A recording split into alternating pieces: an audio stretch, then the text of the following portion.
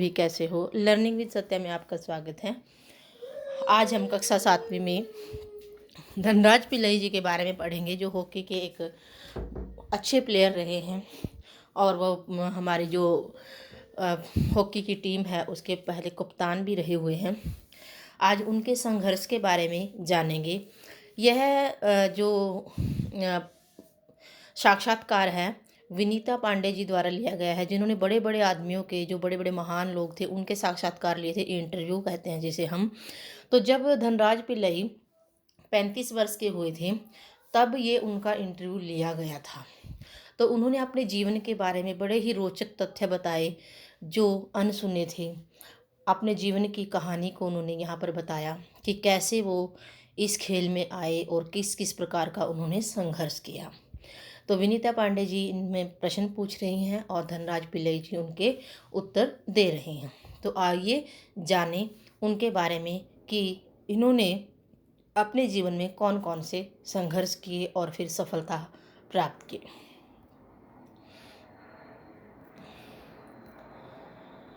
पाठ का नाम है संघर्ष के कारण मैं तुनक मिजाज हो गया। धनराज।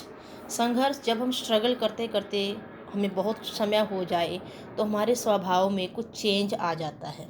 हम थोड़ी सी बात पर गुस्सा हो जाते हैं, घबरा जाते हैं, हड़बड़ाहट सी हो जाती है, क्योंकि वो संघर्ष के कारण हमारा दिमाग है जो मेंटली हम परेशान होते हैं, उसके कारण ये सब घटनाएं घटती हैं। तो धनराज जी भी यही हमें बताना चाहते हैं कि मैं इस प्रकार से तुनक मिजाज सा, जो छोटी छोटी बातों पर गुस्सा हो जाते हैं, ऐसा क्यों हो गया था। तो यहाँ पर हम जानेंगे, पाठ पढ़ेंगे। हॉकी के सुप्रसिद्ध खिलाड़ी धनराज पिल्लई जब 35 वर्ष के हो गए, उनका एक साक्षात्कार विनीता पांडे ने लिया था। इस साक्षात्कार का संपादित अंश यहाँ दिया जा रहा है। तो विनीता पांडे जी पूछती हैं, खिड़की पुणे की तंग गलियों से लेकर मुंबई के हीरानंदानी पवई कॉम्प्लेक्स तक आपका सफ़र बहुत लंबा और कष्टसाध्य रहा है। इस सफ़र के बारे में कुछ बताएं। तो यहाँ पर वो उत्तर देते हैं, बचपन मुश्किलों से भरा रहा। हम बहुत गरीब थे। मेरे दोनों बड़े भाई हॉकी खेलते थे, उन्हीं के चलते मुझे भी उसका शौक हो गया। हॉकी स्टिक खरीदने तक के भी पैसे नहीं थे, हैसियत नहीं थी उनके पास, इसलिए अपने साथियों की स्टिक उधार मांग मांग कर काम चलाता था। खेलने का शौक था, लेकिन वैसे ही वो फिर खेलने के लिए कुछ न कुछ तरीका है वो निकाल लेता था। जैसे आपने अब्राहम लिंकन के बारे में भी सुना होगा, उनको पढ़ने का इतना शौक था लेकिन उनके पास किताबें खरीदने के लिए पैसे नहीं थे। तो वो जो किताबें थी उनको खरीदने के लिए या उनको लेने के लिए लोगों से उधार किताबें लेते थे। कई बार तो उन्होंने किताब के बदले में काम भी किया है ताकि किताब उनको पढ़ने के लिए मिल जाए। तो ये होता है एक जुझारू व्यक्ति जो उसको अपने एम को पाने के लिए अपने शरीर को कष्ट दे करके एम की जो पूर्ति करते हैं, एम को जो पा लेते हैं, ये होते हैं ऐसे व्यक्ति। तो वह कहते हैं, वह मुझे तभी मिलती जब वो खेल चुके होते थे। जब लोग खेल लेते थे तब उनको ये स्टिक मिलती थी। इसके लिए मुझे धीरज के साथ अपनी बारी का इंतजार करना पड़ता था। मुझे अपनी पहली स्टिक तब मिली जब मेरे बड़े भाई को भारतीय कैंप के लिए चुन लिया गया। उसने मुझे अपनी पुरानी स्टिक दे दी। वह नई तो नहीं थी, लेकिन मेरे लिए बहुत कीमती थी, क्योंकि वह मेरी अपनी थी। अब उसे किसी से मांगनी नहीं पड़ती थी। मैंने अपने जूनियर राष्ट्रीय हॉकी सन 1985 में मणिपुर में खेली। मैं तब सिर्फ 16 साल का था। देखने में दुबला पतला छोटे बच्चे की तरह दिखाई देता था। अपनी दुबली कद काठी के बावजूद मेरा ऐसा दबदबा था कि कोई मुझसे भिड़ने की कोशिश नहीं करता था। मैं बहुत जुझारू था, मैदान में भी और मैदान से बाहर भी संघर्ष करने वाले व्यक्ति थे। 1986 में मुझे सीनियर टीम में डाल दिया गया और मैं बोरिया बिस्तर बांधकर मुंबई चला गया। उस साल मैंने और मेरे बड़े भाई रमेश ने मुंबई लीग में बेहतरीन खेल खेला। अब हमने खूब धूम मचाई, मतलब बहुत अच्छा खेला। इसी के चलते मेरे अंदर एक उम्मीद जागी कि मुझे ओलंपिक के लिए नेशनल कैंप से बुलावा जरूर आएगा। 1988 की बात है, 1988। पर नहीं आया। मेरा नाम 57 खिलाड़ियों की लिस्ट में भी नहीं था। बड़ी मायूसी हुई, बड़े परेशान हुए वो। मगर 1 साल बाद ही ऑलविन एशिया कैंप के लिए मुझे चुन लिया गया। तब से लेकर आज तक मैंने पीछे मुड़कर नहीं देखा। धनराज पिल्लई के व्यक्तित्व को रेखांकित करते हुए विनीता पांडे ने लिखा है, वह आपको कभी हंसाता है, कभी रुलाता है, कभी विस्मय से भर देता है और कभी खिज से भी। उनके व्यक्तित्व में कई रंग हैं, कई भाव। उसने ठेठ जमीन से उठकर आसमान का सितारा बनने की यात्रा तय की है। मतलब एक ऐसे परिवार से जुड़े हुए व्यक्ति जिसने कभी सोचा भी नहीं था कि मैं वहाँ तक पहुँच जाऊँगा, लेकिन उनका संघर्ष, उनकी मेहनत और अपने काम के प्रति लगन ने उनको यहाँ तक पहुँचा दिया। आगे विनीता जी पूछती हैं, आपका विद्यार्थी जीवन कैसा रहा? अपने स्कूल के दिनों से आपकी किस प्रकार की यादें जुड़ी हुई हैं? तो वो स्कूल के बारे में क्या बताते हैं, मैं पढ़ने में एकदम फिसड्डी था। किसी तरह 10वीं तक पहुंचा, मगर उसके आगे तो मामला बहुत कठिन था। एक बात कहूं, अगर मैं हॉकी खिलाड़ी न होता तो शायद एक चपरासी की नौकरी भी मुझे न मिलती, क्योंकि 10वीं तक ही पढ़े थे, पढ़ाई लिखाई में कमज़ोर थे, इसीलिए उन्होंने ऐसा कहा है। आज मैं बैचलर ऑफ साइंस या आर्ट्स भले ही न हूँ, पर गर्व से कह सकता हूँ कि मैं बैचलर ऑफ हॉकी हूँ। हंसते हुए, और मेरी शादी के लिए आप मुझे मास्टर ऑफ हॉकी कह सकते हैं। विनीता पांडे जी ने कहा, आप इतने तुनक मिजाज क्यों हैं? कभी कभी आप आक्रामक भी हो जाते हैं, ऐसा क्यों? तो वह आंसर देते हैं वो कि इस बात का संबंध मेरे बचपन से जुड़ा हुआ है। मैं हमेशा से ही अपने आप को बहुत असुरक्षित महसूस करता रहा हूँ। मैंने अपनी माँ को देखा है कि उन्हें हमारे पालन पोषण में कितना संघर्ष करना पड़ा है।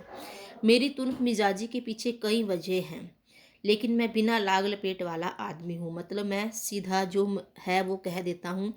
मान बढ़ाई, मतलब किसी की बड़ा चढ़ाकर कहना मेरी आदत नहीं है। मन में जो आता है सीधे सीधे कह डालता हूँ। कई बार कहने के बाद पछताना भी पड़ता है, लेकिन क्या करूँ, गुस्से को रोका नहीं जाता। दूसरे लोगों को भी मुझे उकसाने में मज़ा आता है। मुझे ज़िंदगी में हर छोटी बड़ी चीज़ के लिए जूझना पड़ा, संघर्ष करना पड़ा, जिससे मैं चिड़चिड़ा हो गया हूँ। साथ ही साथ मैं भावुक इंसान भी हूँ, इमोशनल भी हैं। मैं किसी को तकलीफ में नहीं देख सकता। मैं अपने दोस्तों, अपने परिवार की बहुत कदर करता हूँ।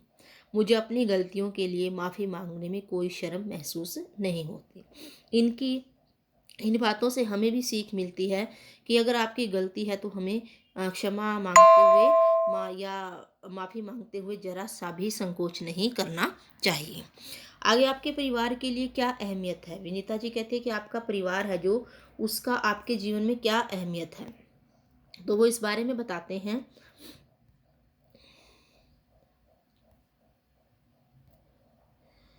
सबसे अधिक प्रेरणा मुझे अपनी माँ से मिली। उन्होंने हम सब भाई बहनों में अच्छे संस्कार डालने की कोशिश की, क्योंकि शिक्षा और संस्कार अगर साथ में दोनों चीज़ें रहें तो आदमी अपने लक्ष्य को प्राप्त करता है, बुलंदियों को छू लेता है।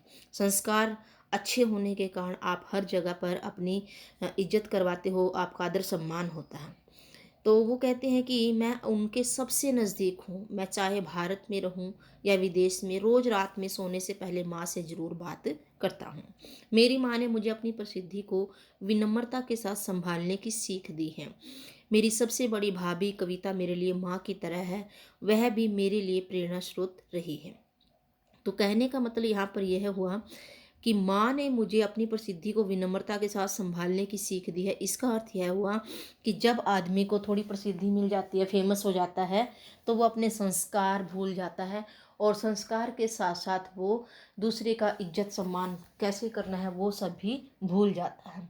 इसीलिए वो यहाँ पर मैं बता रहा है कि मेरी माँ ने मुझे हमेशा ये सिखाया है कि फेमस होने के बाद भी आपको घमंड अहंकार नहीं करना है। विनीता, आपने सबसे पहले कृत्रिम घास एस्ट्रोटर्फ पर हॉकी कब खेली? ये एस्ट्रोटर्फ मतलब मैदान पर लगाई जाती है, ये नकली घास होती है, कृत्रिम, जिसको आर्टिफिशियल ग्रास बोलते हैं, ये हॉकी के लिए ही लगाई जाती है। तो वो कहते हैं कि मैंने सबसे पहले कृत्रिम घास तब देखी थी जब राष्ट्रीय खेलों में भाग लेने 1988 में नई दिल्ली आया। मुझे याद है कि किस तरह सौम्या और जोक्विम कार्लोवोह मुझे कोने में ले जाकर, ये खिलाड़ियों के नाम हैं, कृत्रिम घास के पर खेलने के गुर बता रहे थे, मतलब कैसे इस पर खेलना उसके बारे में बता रहे थे। जब वो बताने में लगे हुए थे, मैं झुक झुक कर उस मैदान को छू रहा था, क्योंकि ऐसा उसने पहले कभी नहीं देखा था कि ऐसी घास भी होती है। मुझे विश्वास ही नहीं हो रहा था विज्ञान इस कदर तरक्की कर सकता है, जिससे कृत्रिम घास, आर्टिफिशियल घास तक उगाई जा सके। तो उसको बड़ा अचंभा हो रहा था, क्योंकि उसने ऐसा पहले कभी नहीं देखा था। इसके बाद विनीता जी पूछती हैं कि अपनी गाड़ी के बारे में कुछ बताइए। तो धनराज जी कहते हैं, मेरी पहली कार एक सेकंड हैंड अरमाड़ा थी, जो मुझे मेरे पहले एम्प्लॉयर ने दी थी। तब तक मैं काफ़ी नामी खिलाड़ी बन चुका था, मगर फेमस हो चुका था काफ़ी। मगर यह कोई ज़रूरी नहीं है कि शोहरत पैसा साथ लेकर आए। मैं तब भी मुंबई की लोकल ट्रेनों, बसों में सफ़र करता था। कि यह ज़रूरी नहीं होता कि जब आप फेमस हो जाए तो आपके पास धन भी बहुत अधिक हो जाता है। कई बार आदमी फेमस पहले हो जाता है, धन बाद में आता है। तो वो कहते हैं कि मैं लोकल ट्रेनों में सफ़र करता था।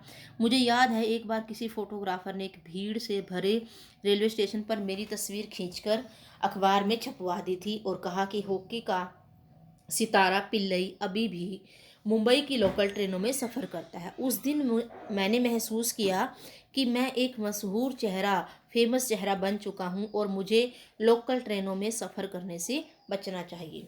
लेकिन मैं कर ही क्या सकता था। मैं जो भी थोड़ा बहुत कमाता उससे अपना परिवार चलाना पड़ता था। धीरे धीरे पैसे जमा करके बहन की शादी की, अपनी माँ के लिए हर महीने पुणे पैसे भेजना शुरू किया। आज मेरे पास एक फोर्ड आइकॉन है, और जिसे मैंने 2000 में ख़रीदा था।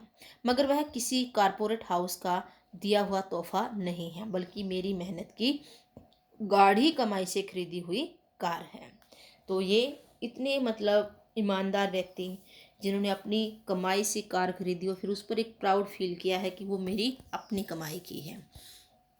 आगे देखिए, इसमें विनीता जी ने आगे क्या कहा है कि आप सफलता का आपके लिए क्या महत्व है। हॉकी को आपने इतना कुछ दिया, इसके बदले आपको क्या मिला। तो यहाँ पर वो बताते हैं, कुछ रुपए इनाम में मिले थे, मगर आज खिलाड़ियों को जितना मिलता है उसके मुकाबले में पहले कुछ नहीं मिलता था। मेरी पहली जिम्मेदारी भी परिवार थी। मैं आर्थिक तंगी को दूर करना और उन सबको एक बेहतर ज़िंदगी देना।